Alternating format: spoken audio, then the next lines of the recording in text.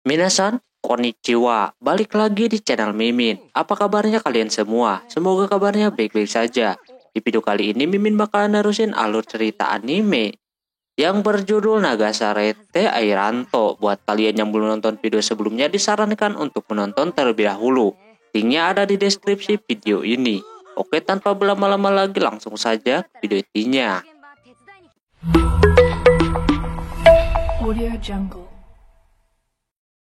Film dilanjutkan. Hari itu Shirin mau mandi di sungai. Dia nampak ketakutan macam itu. Terbukti ada si Tonkatsu bahkan Ikuto yang ke sana.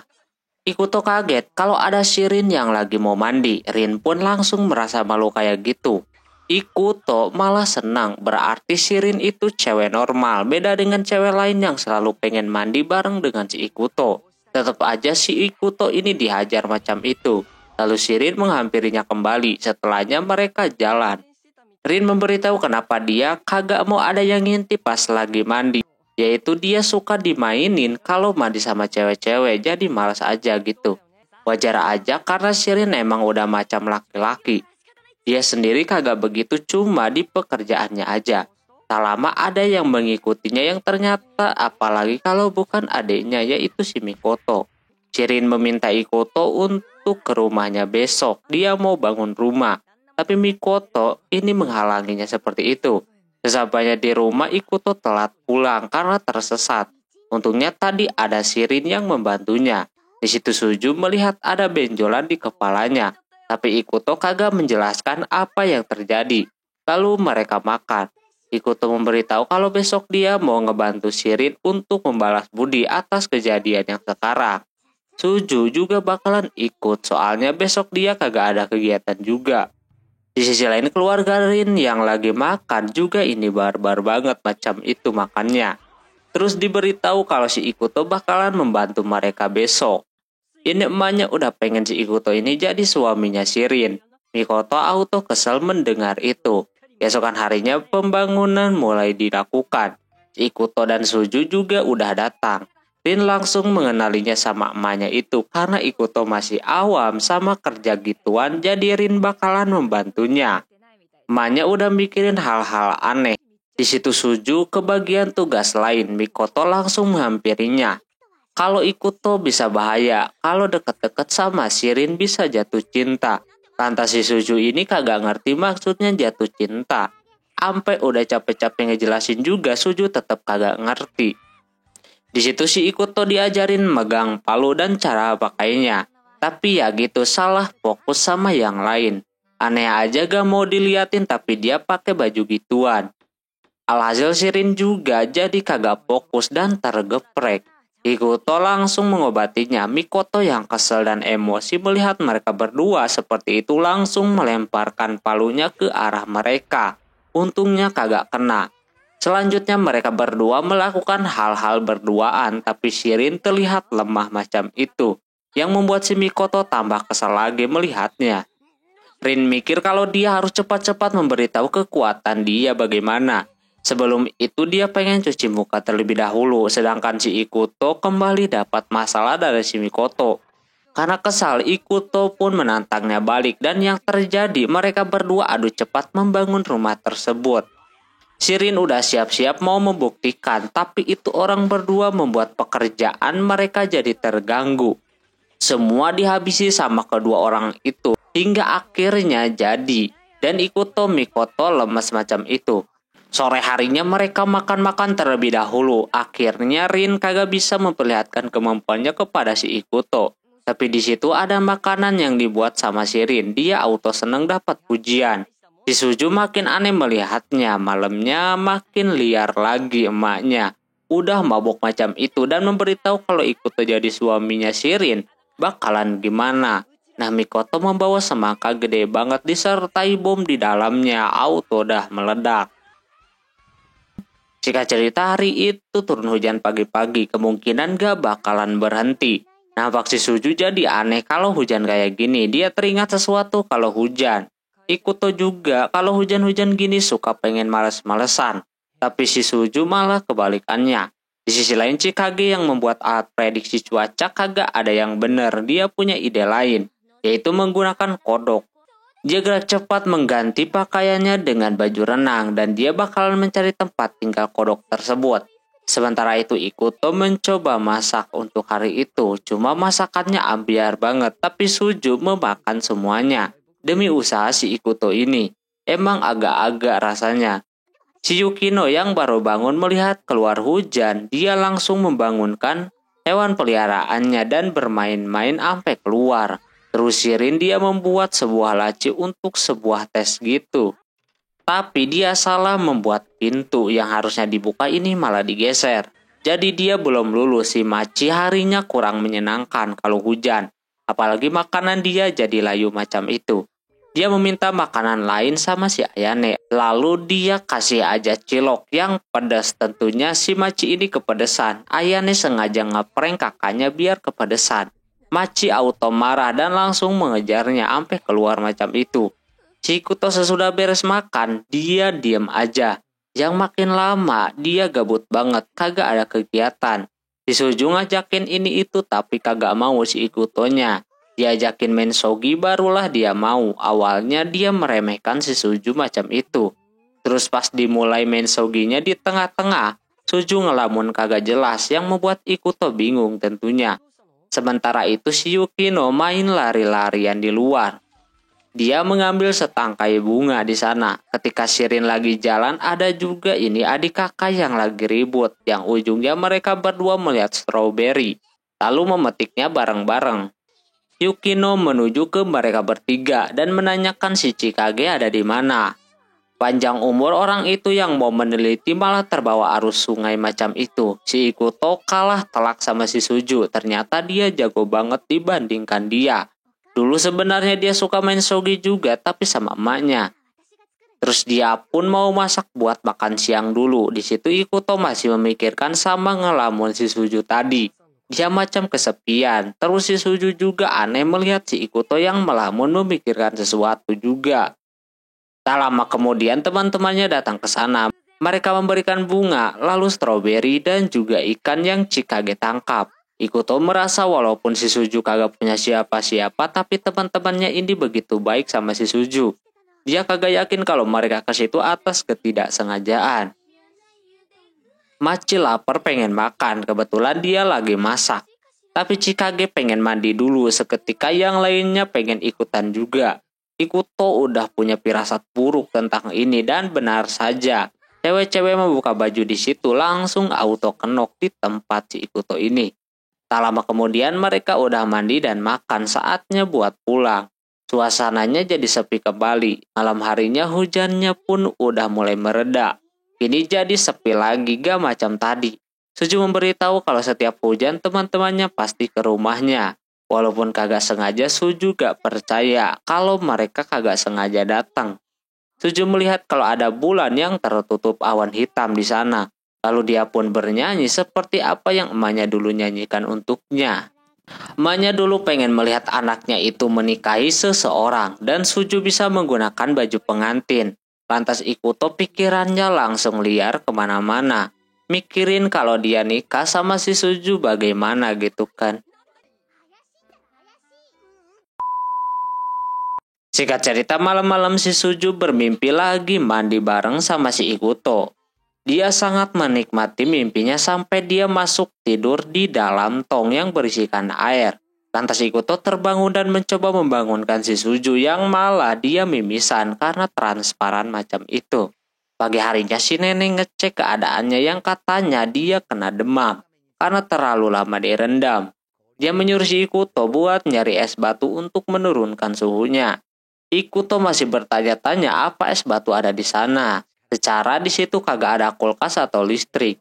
Kata si nenek ada. Di sisi lain terlihat kuma-kuma dan orang yang kayak si Yukino lagi bikin es serut macam itu. Kebetulan ada si Ikuto. Orang itu langsung SKSD dikira si Yukino, ternyata bukan. Itu adalah emaknya anjir, muda banget. Anaknya marah-marah hewan peliharaannya ada di sana. Dia pun memarahinya balik, langsung aja ke intinya kalau si Ikuto lagi nyari es batu buat si Suju. Mereka kaget kalau si Suju demam, soalnya jarang banget katanya. Dia butuh banget esnya, tapi sayangnya esnya udah diserut tadi. Dicek pun kagak ada, mereka bertiga bahkan mau mengeluarkannya kembali. Ikuto nanya di mana lagi dia bisa mendapatkan es batu yang katanya ada di atas Gunung Fuji. Langsung aja dia pengen ke sana tapi harus mempersiapkan diri terlebih dahulu. Di sisi lain Machi yang lagi makan biskuit tiba-tiba pengen es serut. Dia memanggil si Ayane menggunakan boneka santetnya. Langsung auto datang.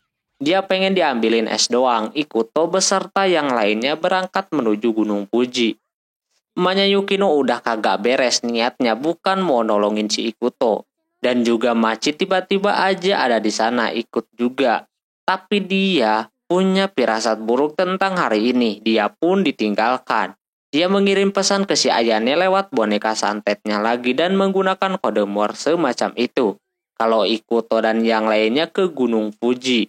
Padahal dia sendiri ada di sana anjir. Tinggal ngomong doang, ini pakai santet-santet segala.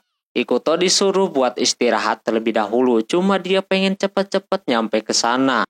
Ayane mempunyai ide, ketika dia melihat di atas Gunung Fuji bakalan ada badai salju, dia mikir yang aneh-aneh. Dan langsung gasken ke tempat tersebut. Sementara Ikuto yang udah hampir sampai kedinginan seperti itu, tapi emak sama anak ini menggunakan peliharaan milik mereka masing-masing jadi aman.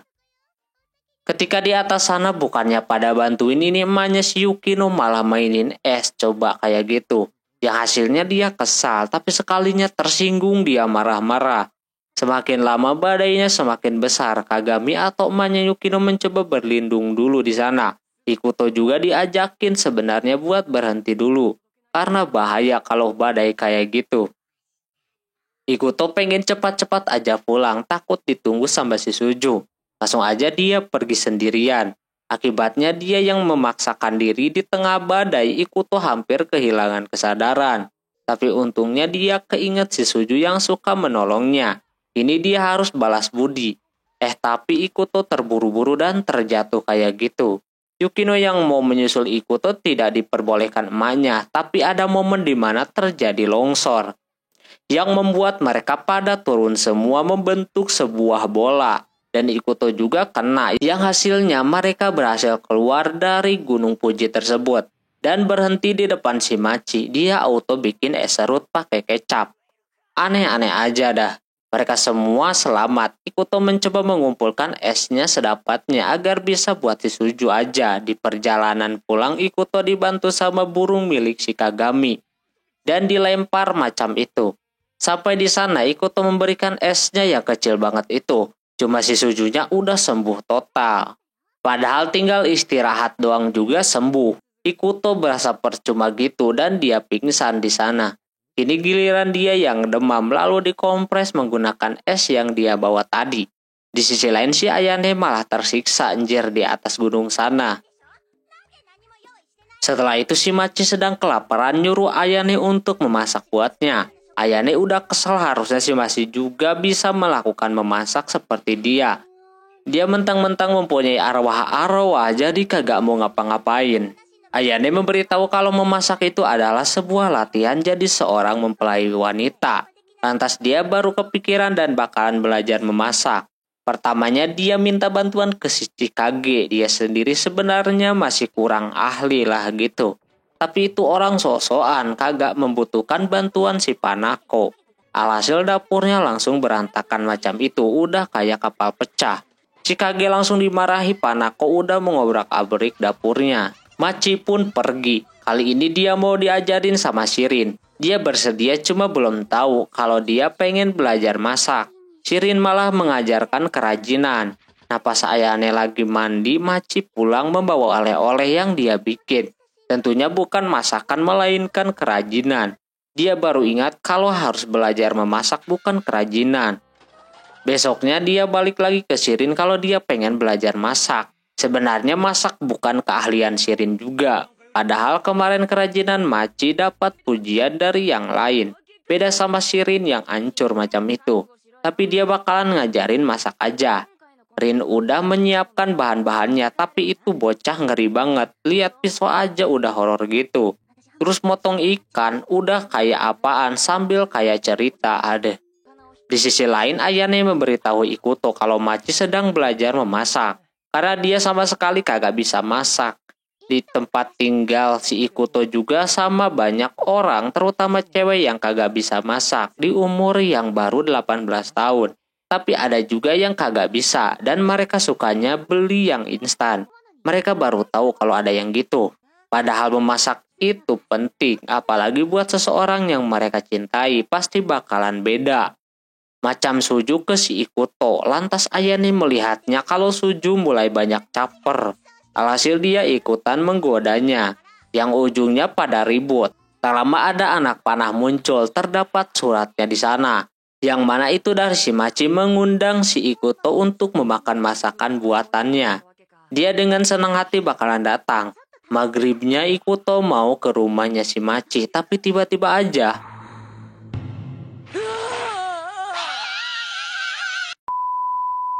itu Shirin yang memberitahu untuk kagak ke sana dan memakan makanan si Machi. Nanti bakalan tersiksa. Seketika ketiga orang itu udah mau kabur lagi, tapi dicegat sama rohnya dan dibawa langsung ke rumahnya. Sesampainya di sana, Machi memberitahu kalau masakannya itu masakan mentah. Dia meminta jangan kabur dan mengintip ke dapur. Mereka bertiga udah ketakutan macam itu, malah mau kabur dari sana, tapi pintunya kagak bisa kegeser karena ditahan, jadinya pasrah dah. Di tengah itu mereka mendengar suara-suara si Machi yang lagi memotong sesuatu, yang membuat mereka bertiga makin takut. Tapi penasaran gitu pengen lihat apa yang si Machi potong. Pas mau melihatnya, rohnya menghalanginya juga, hingga akhirnya masakannya telah selesai. Semua hidangan emang full mentah, bahkan ada yang masih hidup. Auranya udah ngeri banget. Terus Ikuto disuruh untuk mencobanya terlebih dahulu. Mau gak mau dia kudu mencobanya. Dia juga kagak enak sama si Machi yang udah mempersiapkan ini semua. Pas dia makan, mukanya udah kagak karuan, takut keracunan. Yang nyatanya enak, katanya dia ketagihan. Machi juga senang mendengarnya. Yang lainnya juga ikutan makan. Ayane kira ini bakalan jadi ritual gitu.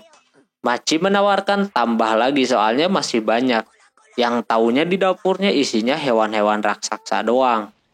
Itu harus dimakan semuanya biar dia tambah senang lagi. Mereka dipaksa sampai gendut kayak gitu. Si Ikuto udah mah kenyang, Machi baru ngasih buah. Ada. Di sisi lain, Shirin bersama yang lainnya juga bernasib sama macam si Ikuto. Mereka auto langsung kesakitan gara-gara makan terlalu banyak. Oke, mungkin segitu dulu untuk video kali ini. Mohon maaf bila ada kesalahan dalam penyebutan nama tempat atau yang lainnya. Dan sampai jumpa di video selanjutnya. Jamatane, bye-bye.